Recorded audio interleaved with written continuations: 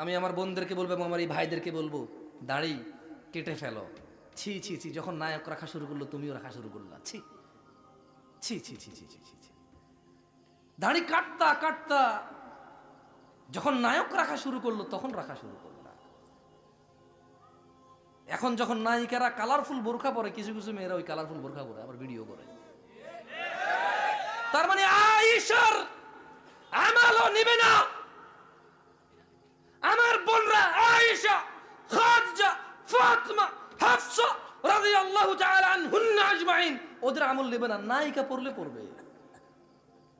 প্রশংসা আল্লাহ তাআলার, যিনি এক বিন্দু তুচ্ছ পানি থেকে আমাদের সৃষ্টি করেছেন, তারপর সুন্দরতম অবয়বে এই পৃথিবীতে প্রেরণ করেছেন নর এবং নারী হিসেবে। আলহামদুলিল্লাহ। অসংখ্য দুরূদ ও সালাম নাজিল হন মুস্তাফা সাল্লাল্লাহু আলাইহি ওয়াসাল্লামের উপর, যার পরে এই পৃথিবীতে আর কোনো নবী রাসূল আগমন করবেন না। আল্লাহুম্মা সাল্লি আলাইহি, আল্লাহুম্মা বারিক আলাইহি। আসলে আমাদের কুমিল্লা, সিলেট এবং চিটাগং ঘেঁষা রীতি রেওয়াজ অভ্যাসে অভ্যস্ত আমরা। কেমন এই জায়গাটা মোটামুটি এদিক থেকে সিলেট জুটটুক, ওদিক থেকে চিটাগং উঠটুক। আর মাশাআল্লাহ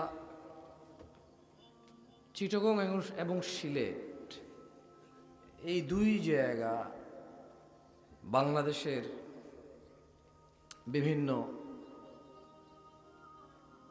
মানে আপনারা তো বুঝতেছেন আমি কি বুঝাতে যাচ্ছি।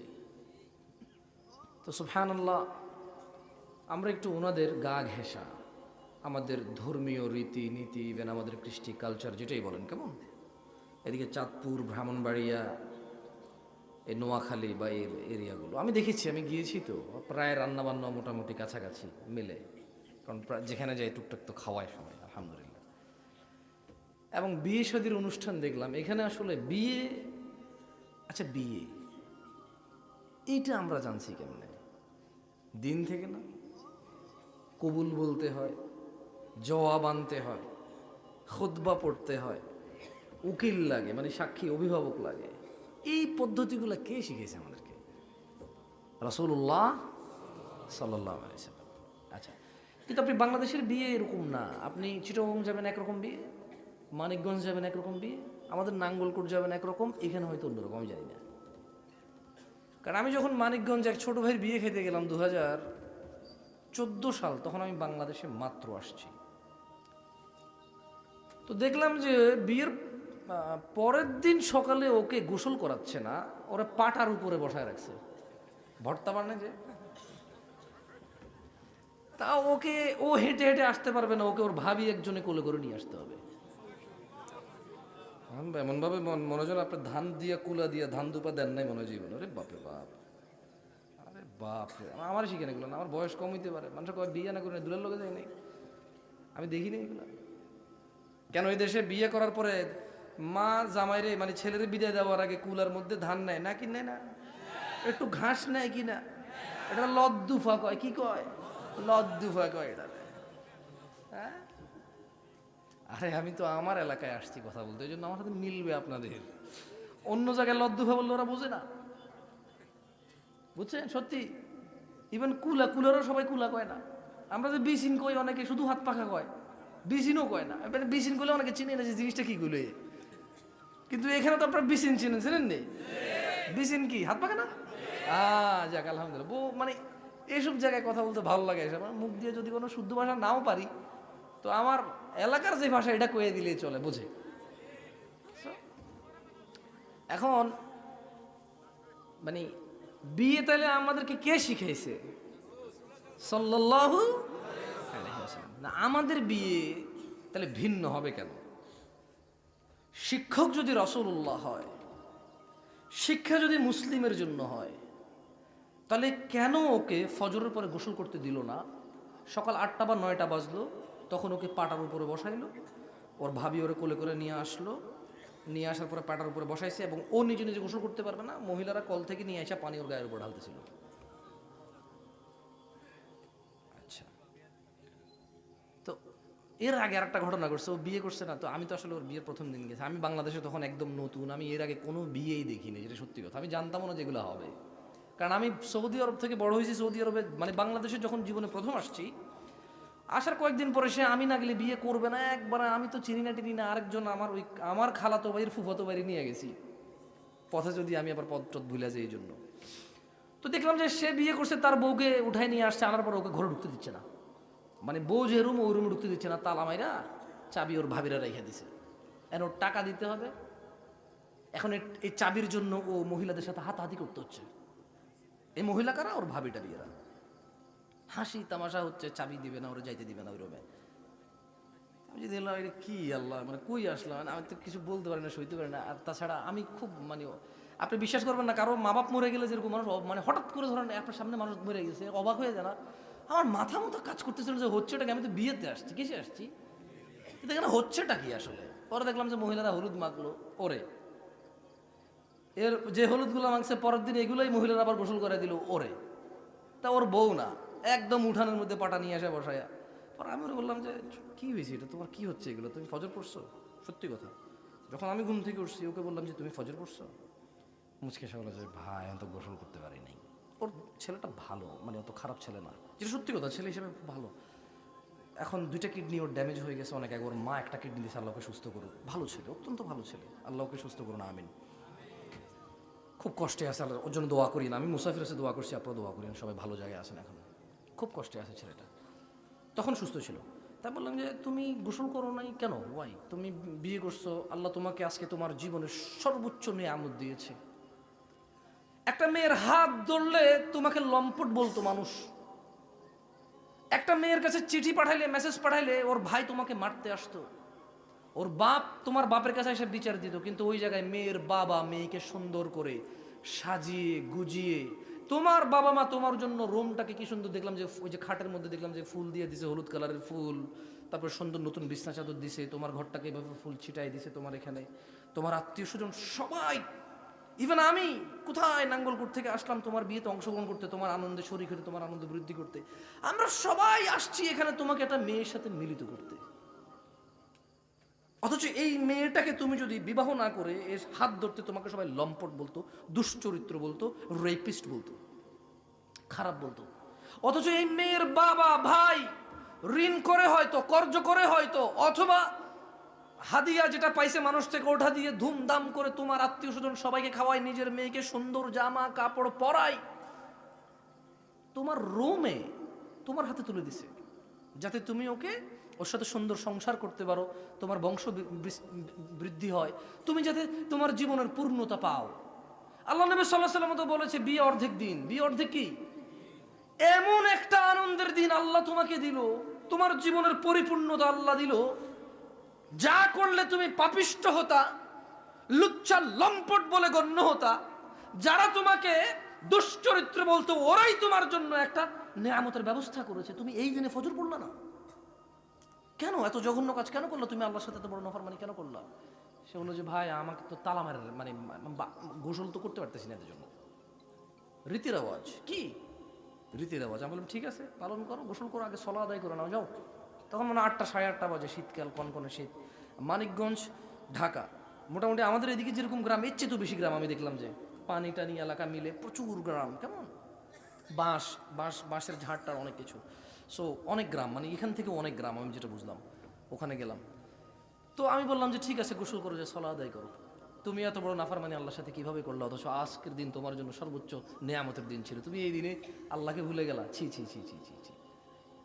এখন আমার প্রশ্ন, ভাই এদিকে জায়গা আছে, আপনি এসে এসে বসে যেতে পারবেন, আর যদি নাও বসেন আমার কোনো আপত্তি নেই, সবাই উঠে হাঁটা শুরু করলো আমার আপত্তি নেই, আমি ওরকম হুজুরি না যে আপনি উঠে গেলে বলবো যে শয়তান, ওই দেখ শয়তান চলে যাচ্ছে, আল্লাহর কথা, আমি এরকম বলবো না, জীবনে বলবো না। কেন, আমি আসছি এখন, আপনি হয়তো 2 ঘন্টা আগে আসছেন।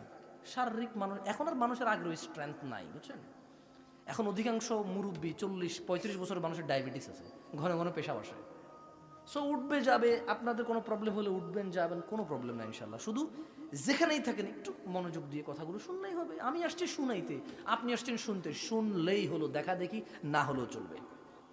কারণ আমি একবারও আপনাদেরকে জিজ্ঞেস করবো না ঠিক কি না, একবারও জিজ্ঞেস করবো না। সো এখানে কে আসেন কি না আমার কোনো যায় আসে না। তা বিয়ে কে শিখাইছে? শিখাইছে কাদের? আমরা কারা? আমরা কারা? আমরা কারা? শিক্ষককে, ছাত্রকে। তাহলে ভিন্ন কেন হলো মানিকগঞ্জে বিয়ে? ভিন্ন কেন হলো মানিকগঞ্জের বিয়ে? ভাই আমি চিটং আর বিয়ে শাদী দেখি নাই ভাই, আমি জানি না। আমি আমার নিজের বিয়েটা করছি, ওটা দেখছি। তারপরে ওর বিয়েটা সর্বপ্রথম দেখছিলাম, এরপর আর আমার বিয়ে দেখার সুযোগ হয় নাই কারো তেমন, কারণ আমার আর বিয়ে দেখার ইচ্ছা নাই। কারণ তখন ছোট, আরো একটু বয়স 10 বছর কম ছিল, 2014 সালের কথা বলতেছি, বুঝছেন তো? তাইলে মোটামুটি ধরেন আরো অনেক বয়স কম ছিল, মানুষ বোঝে নাই যে আমি জামশেদ মজুমদার হবো পরে, নাহলে ছবি টবি তুলে একটু বলছে দেখেন আপনাকে হুজুর গায়ে হলুদে। না আমি কি জানি তোমাদের বিয়ে কেমনে হয়, এটা আমি কেমনে জানি? আমি তো সিনেমা নাটক ভাবছি কল্পনাই, তোমরা দেখি পুরো সিনেমা নাটকের মতো বসবাস করো।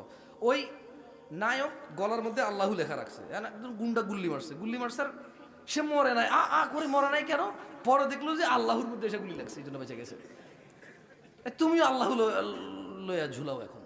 কোন কোন সাহাবি, কোন ইমাম, কোন মসজিদের মুয়াজ্জিন, কোন খতিব, কোন আলেম ওলামা বলছে আল্লাহ ঝুলাইতে? বলতে পারো? পিতলে, স্টিলে কেউ বলছে আল্লাহ ঝুলাইতে? বলছে? তো তুমি ঝুলাও কেন বলো? কার থেকে শিখছো? তোমার ধর্মের শিক্ষক হচ্ছে সিনেমার পরিচালক। আরে ভাই ঠিক বলতে বলছি আপনাদেরকে, আপনার ঠিক না বললো ঠিক। এটা দেখো না, সিনেমার মধ্যে মা অসুস্থ হয়ে গেছে, আবার ছেলে কি করবে? ছেলে যাইয়া মাজারে গেছে, মাজার যাই। ভাই আমি সৌদি আরব বড় হয়েছি, হ্যালো, খুব ছোটবেলা থেকে ঘরে ডিশ টিভি ছিল, বুঝছেন না? বোঝেন নাই, বুঝে রাখ থেকেই। এখন সিনেমার নায়কের মা যায় কি করতে, সরি নায়কের মা তো অসুস্থ হয়ে গেল, তার নায়ক যা মাজারে যায় বলতেছে আল্লাহ আমি তোমার কাছে কোনোদিন কিছু চাই নাই, এই প্রথম আজকে চাইছি, তুমি ফিরে দিও না। আপনি জানেন আল্লাহর কাছে না চাওয়া হারাম, এটা জানেন আপনি? আল্লাহর কাছে না চাওয়া হারাম, এটা আপনি জানেন? ইভেন জুতার ফিতা যদি ছিঁড়ে যায়, এটাও আল্লাহর কাছে চাওয়ার, আল্লাহ বলছে চাও। জুতার ফিতা বোঝেন? লেজ না, হ্যাঁ, ছিঁড়ে গেলে আল্লাহ কি বলছে? আল্লাহর কাছে চাইতে বলছে। আর ও শিখাচ্ছে আপনাকে যে জীবনে আমি কোনোদিন কিছু চাই না, এই প্রথম চাইছি আমার মাকে দাও। দেওয়ার পরে কি হচ্ছে? আবার করে হুঁশ চলে আসছে মার। মানে কি বুঝাচ্ছেন আপনি? মানে আল্লাহকে পর্যন্ত সিনেমার মধ্যে অপমান। মানে এ মাজারে গেছে, মাজারে জবর হয়েছে, ওর মা অসুস্থ, এরপর আল্লাহ ওটা শুনে গেছে। আল্লাহ এত মানে এরকম, মানে কি ভাই?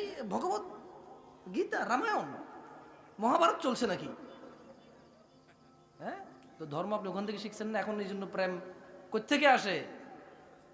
প্রেম কোত্থেকে আসে দেশে? আরে ভাই, কেউ তার বউরে প্রেমিকা কয়? কেউ তার বউরে প্রেমিকা কয়? তাহলে যারা বিয়ে করে নাই ওরকম মহিলার সাথে সম্পর্ক হলে ওকে বলে প্রেমিকা? আমি বুঝাতে পারিনি। কেউ তার মাকে প্রেমিকা বলে? বোনকে প্রেমিকা বলে? কাকে প্রেমিকা বলে? যাকে বিয়ে করে নাই এবং তার সাথে আন্তরিকতা আছে, তারে প্রেমিকা বলে। তো তো প্রেম কোত্থেকে আসে? এ দেশে কোত্থেকে আসে প্রেম? স্বর্গ থেকে ভাই। আশ্চর্য। দেখেন না, বলে যে প্রেম করেছে ইউসুফ নবী, তার প্রেমে লেখা বিবি গো। বলে না, আপনি শুনেন না গান? ও নাঙ্গলকোটে চলে, তাহলে এখানে চলে না? না, ভোর রাতে জাগাইতে শুনছি আমি রমজান মাসে, ভোর রাতে এখনো বলতে বলতে আর ওঠেন, ঘুমাইন না, দেরি হয়ে যাচ্ছে, এবার লাগাই দিচ্ছে এটা। তাহলে প্রেম কোত্থেকে আসে? মাকে কেউ প্রেমিকা বলে? বউকে কেউ প্রেমিকা বলে? বোনকে কেউ প্রেমিকা বলে? ফুফিকে, খালাকে, আপন ভাতিজিকে, আপন ভাগ্নিকে, আপন নাতনিকে প্রেমিকা বলে না? কাকে প্রেমিকা বলে? তা এটা কি জাহান্নাম থেকে আসে নাকি স্বর্গ থেকে আসে? সিনেমা আপনাদেরকে বলছে স্বর্গ থেকে আসে, আপনি এভাবে নিয়েছেন। যাই হোক, শোনেন, এসব আলতু ফালতু কথা কই আসলে লাভ নাই। কথা অল্প কতক্ষণ করে চলে যাব সুন্নাহ নিয়ে। কি নিয়ে? সুন্নাহ নিয়ে। আপনাদের বিরক্ত করবো না ইনশাআল্লাহ। এভাবে কথা বলে সারা রাত বলা যায়। মানে আমি বুঝছি কারা লম্বা কথা কইতে পারে, যারা এরকম করা, তা শেষ হবে না তো, সারাদিন বলা যাবে। কোরআন সুন্নাহ থেকে বললে জ্ঞান তো সীমিত, মানুষের থেমে যায়। আমি শুনছি একবার এক বক্তা, এলাকার নাম হচ্ছে সিরপুলিয়া। কি নাম? সিরপুলিয়া, মানে আমাদের ইউনিয়নের একটা গ্রাম। শ্রীপুলিয়াতে একজন বড় আলেম শেখ এনায়েতুল্লাহ আব্বাসী, তো উনি ওখানে মনে হয় ওয়াজ করতেন। এটা আমি অনেক আগের কথা বলছি আপনাকে, 2014-15 কথা, কেমন 2014-15 কথা বলতেছি। তো আমি সত্যি আমি বাংলাদেশের তেমন কাউকে চিনতাম না। আমি মদিনা বিশ্ববিদ্যালয়ের 2-1 আলেম ওলামাকে চিনতাম, ওনারা আমাকে আদর করতো, আমি কিছু হলে ওনাদের সাথে কথাবার্তা বলতাম। তো আলহামদুলিল্লাহ এটা আল্লাহর দয়া, ওনারা আমাকে আদর করতেন। তো আমি বাংলাদেশে তেমন কাউকে চিনতাম না। তো বললো যে এনায়েতুল্লাহ আব্বাসী সাহেব আসবে, অনেক বড় হুজুর, অনেক মানুষ হবে। তো আমি চিন্তা করলাম যে ওয়াজে তো ওই যে আলু ওঠে, আলু, হ্যাঁ আলু খাইছে না, যে শলা দিয়ে খাইছে। তো আমার ভাতিজা বললো যে চল, তুই তো এগুলো খাস নাই, চল দেখবি এগুলো সেরকম হয়, ধন্যবাদ মাইখা বানায় যা। দেখলাম যে সুবহানাল্লাহ, মানুষের অভাব নেই। মানে আমার কল্পনার বাইরে যে মানুষ ইসলাম শুনতে, দিন শুনতে এত মানুষ আসে মাহফিলে, এটা আমার আগে সৌদি আরব থেকে ধারণা ছিল না। মানুষ আর মানুষ। তো ওই ভদ্রলোক মানে এনায়েতুল্লাহ আব্বাসী সাহেব আসার আগে আরেকজন ওয়াজ করবে না। তো আমি তো ওই আলু খাচ্ছিলাম। তো উনি বলতেছে যে মানে ছোট মানুষ, মানে আমার মতো বয়সী হবে হয়তো, আমি জানি না, তখন আমার থেকে বয়স বেশি ছিল হয়তো। বলছে যে আরে কি ওয়াজ করব যদি শুধু সূরা ফাতিহার ব্যাখ্যা করি, সারা রাত করা যাবে, শেষ হবে না। আমি কই এত মৃত্যু, এত জ্ঞান পারে না, তার এত নলেজ নাই। তাফসির ইবনে কাসির পড়লে সারা রাত লাগবে না, সূরা ফাতিহার অল্প কতক্ষণে পড়ে ফেলা যাবে। আমি সত্যি এমন না, এই ঠিক বলতেছে না কথা, সূরা ফাতিহার ব্যাখ্যা করবে সারা রাত, এত জ্ঞানী, ওরে বাপরে বাপ, তাও শেষ করতে পারবে না। এত কিছু জানে সে, শুধু সূরা ফাতিহা সম্পর্কে এত কিছু জানে সে, লা ইলাহা ইল্লাল্লাহ কি বলে। আমি বলছি আমার ভাতে, আমি বলছি বাপ দেখ এত কিছু কথা বলতে আছে, তুই চুপ থাক। আমি বললাম না রে বাবা, তুই মিশা কথা কর। কারণ তাফসির ইবনে কাসির, ইবনে জারির যদি তুই পড়স, তোর সূরা ফাতিহার ব্যাখ্যা পড়লে, মনোযোগ দিয়ে পড়লে একবার রিডিং পড়ে ফেলতে পারবি, বেশিক্ষণ লাগবে না। তো তুই একবার অনেকটা রিডিং পড়ে তুই তো সবটা মুখস্থ করতে পারবি, বলতে পারবি না। তুই ওখান থেকে মুখ্যম বিষয় যেগুলো সমসাময়িক সময়ের সাথে যায়, তুই হয়তো উদাহরণ উদ্ধৃতি দিবি। সে বলতেছে যে সারা রাত বললেও শেষ হবে না, কেমনে? পরে আমি বুঝছি, ও আচ্ছা, যা মনে আসে তা বললে বলা তো যায়।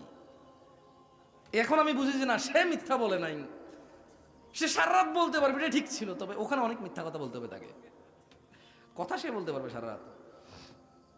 আমি ওই আগে বলে দিচ্ছি, আমি সারা রাত বলতে পারবো না, শুধু সূরা ফাতিহা দূরের কথা, আমার যদি কোরআন আর সুন্নাহ সব থেকে বলতে বলা হয়, সর্বোচ্চ 30-40 মিনিটে বলতে পারবো, আমি পারবো না আর, মানে আজকের জন্য। আউযু বিল্লাহি মিনাশ শাইতানির রাজিম। দিনী ভাইরা, কথা বলবো সুন্নাহ নিয়ে। কি নিয়ে? কি নিয়ে? সুন্নাহ নিয়ে। এর আগে একটু আপনাকে বলে রাখি, আজকের আলোচনার বিষয় সুন্নাহকে আঁকড়ে ধরা। যারা নিজেকে সুন্নি বলে, আহলুল সুন্নাহ ওয়াল জামাআর দাবি করে যারা, এবং যারা করে না, মূলত সবাই আহলুস সুন্নাহ ওয়াল জামাআ দাবি করে, জানেন আপনি? কৃতকর্ম যেরকমই হোক, সবাই চায় নিজের নামটা সুন্নি হোক। কি হোক? কারণ এটা রাসূল সাল্লাল্লাহু আলাইহি ওয়াসাল্লামের সাথে যায়। কার সাথে যায়? রাসূল সাল্লাল্লাহু আলাইহি ওয়াসাল্লামের সাথে যায়। ইন্নাদ-দীনা ইনদাল্লাহিল ইসলাম, নিশ্চয় ইসলামই আল্লাহর নিকট একমাত্র মনোনীত দিন। ওয়া মাখতালাফাল্লাযীনা উতুল কিতাবা ইল্লা মিন বা'দি মা জাআহুমুল ইলমু বাগিয়ান বাইনাহুম, আর যাদেরকে কিতাব দেওয়া হয়েছিল তারা কেবল পরস্পর বিদ্বেষবশত তাদের নিকট জ্ঞান আসার পর মতনৈক্য করেছে। সূরা আল ইমরানে আল্লাহ বলছে, আল্লাহর কাছে একমাত্র মনোনীত দিন কি? এরপরে বলছে যে যাদেরকে কিতাব দেওয়া হয়েছে এরা নিজেদের দ্বিধাদ্বন্দ্বে, নিজেদের দলাদলিতে, নিজেদের ফিরকা পারাস্তিতে, নিজেদের, আমি কেমনে বলি আর বলেন ভাই, মানে এখন যেটাই বলি সেটাই ভুল হবে। একবার এক ওয়াজ এটা নিয়ে বলছিলাম যে আমরা যে ফিরকা পারাস্তি করি, মানে বিভিন্ন নামে নামে ইসলামের গ্রুপ, কেমন বিভিন্ন নামে নামে ইসলামের, এই দেশের টুপিটা পর্যন্ত আলাদা ইসলামের, জানেন? এই দেশের টুপিটা পর্যন্ত আলাদা হয় ইসলামের। তো মানে মানে এত বিভক্তি আমাদের মধ্যে। তো আল্লাহ এখানে সিম্পলি বলতেছে যে যাদেরকে কিতাব দেওয়া হয়েছিল, এটা আসলে ওদের কথা বলছে, কেমন আগের, তারা নিজেদের প্রবলেম ছিল এটাতে, তারা বিদ্বেষবশত জ্ঞান আসার পরেও আল্লাহর হক দিনে তারা মতনৈক্য করেছে। বুঝেননি? আল্লাহ বলছে, ওয়া মান ইয়াকফুর বিআয়াতিল্লাহ ফাইন্নাল্লাহা সারিউল হিসাব। যে ব্যক্তি আল্লাহর আয়াত সমূহের উপরে পরিপূর্ণ আস্থা ঈমান রাখে না, কুফরি করে, আল্লাহ তার জন্য তাকে সাবধান করে বলছে যে শোনো, আল্লাহ দ্রুত হিসাব গ্রহণকারী, ইন্নাল্লাহা সারিউল হিসাব। মানুষকে আমি বলবো, মহিলা ও পুরুষকে, শোনো, ইবাদত ওইটাই যেটা তিনি সাল্লাল্লাহু আলাইহি ওয়াসাল্লাম বলেছে। তুমি যতই ভালো বলো, যতই উন্নত বলো, পৃথিবীর যত মানুষে করুক না কেন বলো, ওইটাই নেকি, ওইটাই ইবাদত, ওইটাই হচ্ছে আল্লাহর আনুগত্য, যেটা তিনি সাল্লাল্লাহু আলাইহি ওয়াসাল্লাম বলেছেন। আর আল্লাহকে তোমরা পাবা না, কোনোদিন কশমিল কালেও পাবা না।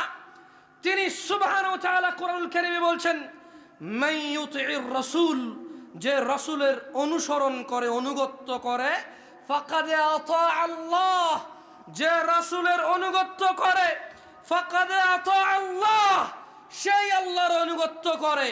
যে রাসূলের অনুগত্য করে সেই আল্লাহর অনুগত্য করে। ওয়ামান তাওয়াল্লা, যে ইবাদতের ক্ষেত্রে রাসূল সাল্লাল্লাহু আলাইহি সাল্লামের পক্ষ থেকে আদেশ নিষেধের পরোয়া করে না, ধার ধারে না, 200 বছর থেকে চলে, বাপে করছে, দাদাই করছে, অমুক হুজুর কি ভুল বলছে, এত মানুষ কি ভুল, এতদিন থেকে কি ভুল জানি, কোন মাদ্রাসার শিক্ষকে কি জানে না, তুমি প্রথম জানো, আমরা কেউ কি জানি না। যারা এগুলো বলে, যারা মিলিয়ে দেখে না ইতাআতুর রাসূল, রাসূলের অনুগত্য আছে কিনা এই ইবাদতে, বলছেন ওয়ামান তাওয়াল্লা, আর যে মুখ ফিরিয়ে নেবে নবীর অনুসরণ থেকে, আল্লাহ বলছেন, ইয়া মুহাম্মদ সাল্লাল্লাহু আলাইহি ওয়াসাল্লাম বলছেন যে ফামা আরসালনাকা আলাইহিম হাফিযা, আর যে মুখ ফিরিয়ে নেবে, ও আল্লাহর রাসূল, আপনি তাদের উপর তত্ত্বাবধায়ক নন। ও মুহাম্মদ সাল্লাল্লাহু আলাইহি ওয়াসাল্লাম, আপনি তত্ত্বাবধায়ক নন এদের উপরে যারা মুখ ফিরিয়ে নেবে সুন্নাহ থেকে। কি থেকে? সুন্নাহ থেকে যারা মুখ ফিরিয়ে নেবে। দিন একমাত্র আল্লাহর কাছে কি মনোনীত। তাহলে ইসলাম কি, এই দিন কি, সেটা জানতে হবে। কোরআনুল কারীমে আল্লাহ বলছেন, ওয়ামা আতাকুমুর রাসূল, রাসূল তোমাকে যা দেয়, ফাখুযু, নিয়ে নাও।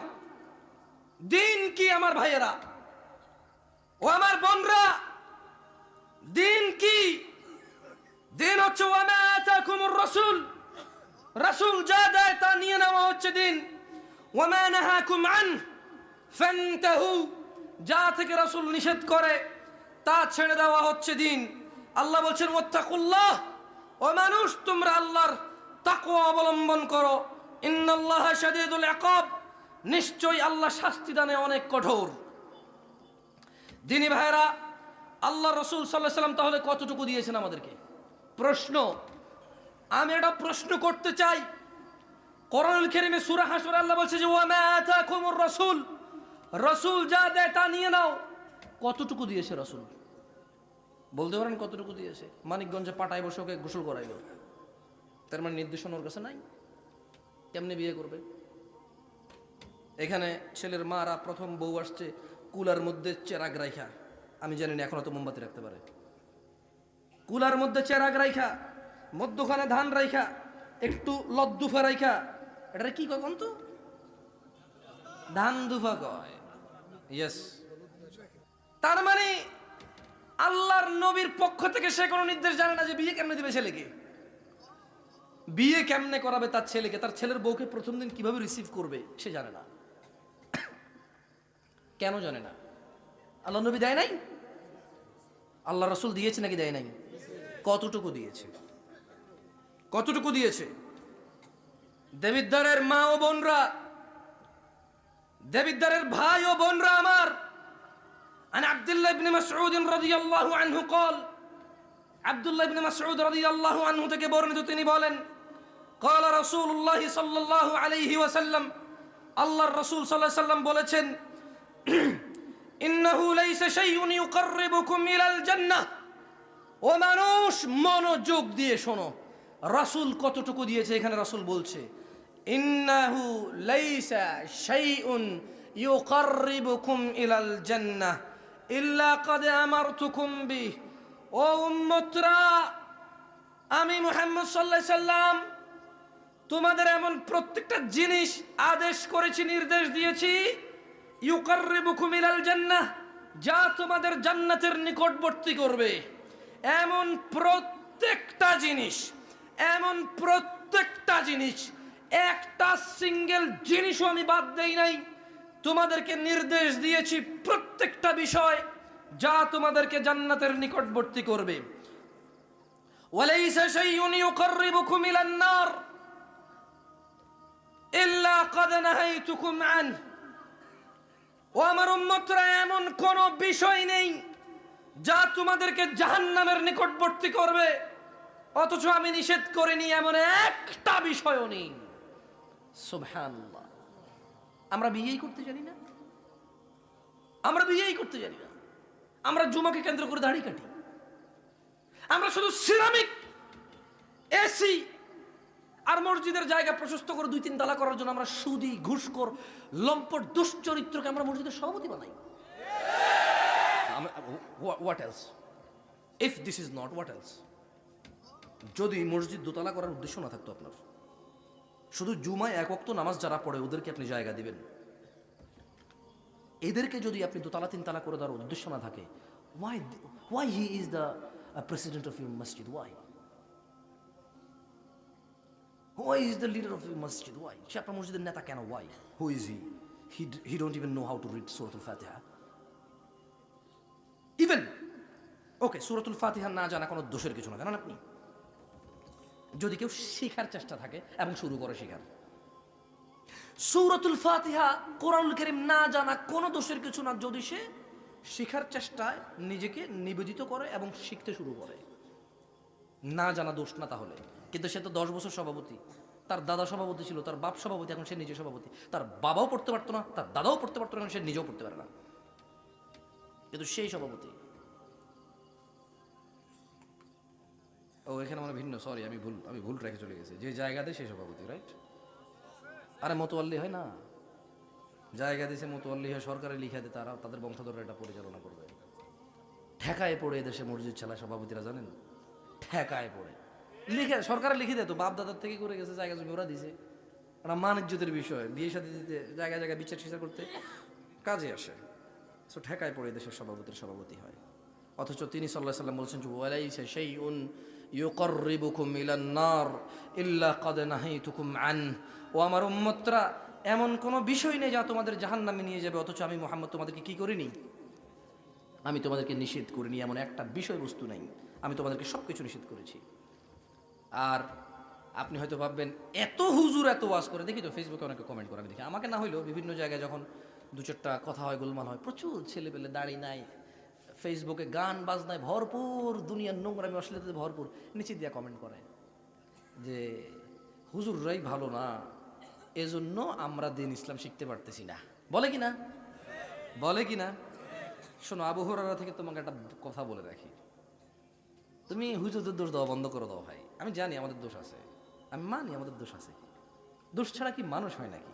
তবে তুমি যেসব দোষে দোষী করতেছো, এইসব দোষ আমাদের নাই। আমি বলছি না আমি নির্দোষ, তবে তুমি যেসব দোষ দিচ্ছ এইসব দোষ থেকে আমরা মুক্ত।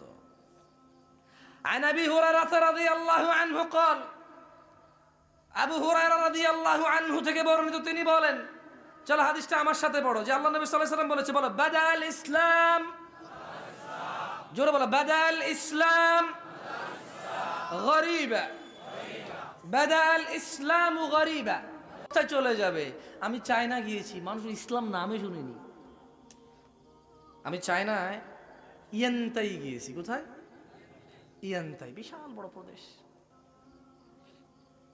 এখন খাবার দাবার খাবো, হালাল এই ওয়ার্ড, এই শব্দ যত জনকে জিজ্ঞেস করছি, সুবহানাল্লাহ, আউযু বিল্লাহি মিনাশ শাইতানির রাজীম, যত জনকে জিজ্ঞেস করছি হালাল, কেউ বোঝে নাই, একজন সিঙ্গেল ব্যক্তি বোঝে নাই। হয়তো কেউ কেউ বুঝতো, বাট আমি তার দেখাই পাইনি, বাট আমি কাউকে পাইনি। এরপর আমরা ইয়ান্তা থেকে গুয়াঞ্জু আসছি। গুয়াঞ্জুতে আসার পর আমি মানে সকাল মালয়েশিয়া থেকে আসলে ওই চায়নার ফ্লাইটে যাওয়ার পরে তারপরে এই ইয়ান্তাইতে নেমে বেশিক্ষণ অপেক্ষা করে নিয়ে আমরা এয়ারপোর্টে কিছু খাওয়ার জন্য চেষ্টা করছি, কিছুই পাই নাই, ক্ষুধার্ত ছিলাম। যাক মাশাআল্লাহ, কাউরে বুঝাইতে পারিনি হালাল খাবো। পরে ওখানকার ওই যে এয়ারপোর্টের ভিতরে একজন চাইনিজ, সে একটা পানি দিছে, তারপরে কি যেন একটা বন্টন দিছে, তারপর বনের আমি গ্রান টান শুকতেছিলাম, আবার শুকুর টুকুরে চর্বি টর্বি থাকলে তো বুঝেন না, পর আমি জিজ্ঞেস করতেছিলাম তার যে পিক টিকের কিছু আছে কিনা এই জায়গায়, হ্যাঁ বললো যে না নাই, তুই নিশ্চিন্তে খা। বাট তারপরে সে বোঝে নাই আমি কেন এটা অ্যাভয়েড করতেছি। সে বললো যে I don't understand why you avoid this. সে বললো যে তুমি কেন এটা অ্যাভয়েড করতেছো, বুঝতেছে না। আমরা মানে গুয়ানজুতে এসে আমরা কি করলাম, আমরা 400 কিলোমিটার দূরে একটা জার্নি করছি আমি খালি পেটে, ভাই বিশ্বাস করেন না, 400 কিলোমিটার। আমার তো পেটের খিদায় আমার অবস্থা খারাপ, খাইতে হবে। পরে ওই যে যাদের কাছে, যারা আমাদেরকে রিসিভ করছে ফ্যাক্টরি ভিজিটে, ওরা এর আগে যত বাংলাদেশিরা আসতো সবাইকে একটা স্পেসিফিক রেস্টুরেন্টে নিয়ে গেছে, খাওয়াইছে। আপনি কি জানেন ওখানে ওরা হালাল মানে কি বোঝে জানেন? মানে শুকর নাই তার মানে কি? শুকর নাই তার মানে কি? মদ নাই তার মানে কি?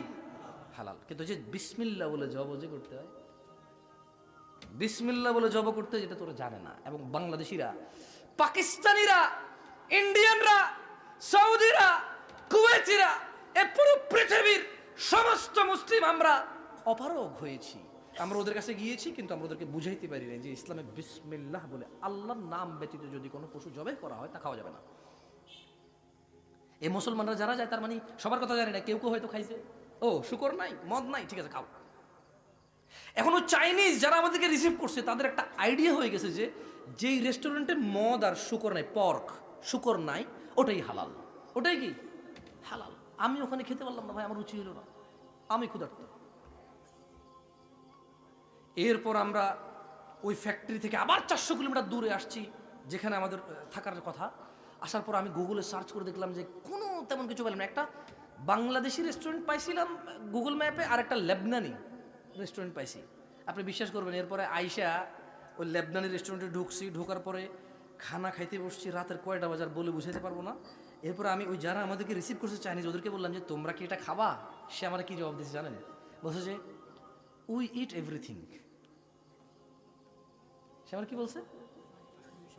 We eat everything. ওয়াল্লাহি কসম বিল্লাহি তাআলা, আল্লাহর কসম, আমি এই যে হাদিসটা যে বাদা আল ইসলাম গরিবা, ইসলাম অপরিচিত অবস্থায় সূচনা, মানে অপরিচিত অবস্থায় কি হয়েছে? ইসলামের সূচনা হয়েছে। ওয়াসায়াউদু কামা গরিবা, এবং অচিরে ইসলাম অপরিচিত হয়ে যাবে, কেউ চিনবে না। আমি বুঝতে পারি না এই জিনিসটা যে কেমনে হবে, এটা কেমনে সম্ভব যে মানুষ ইসলাম নাম শুনবে না?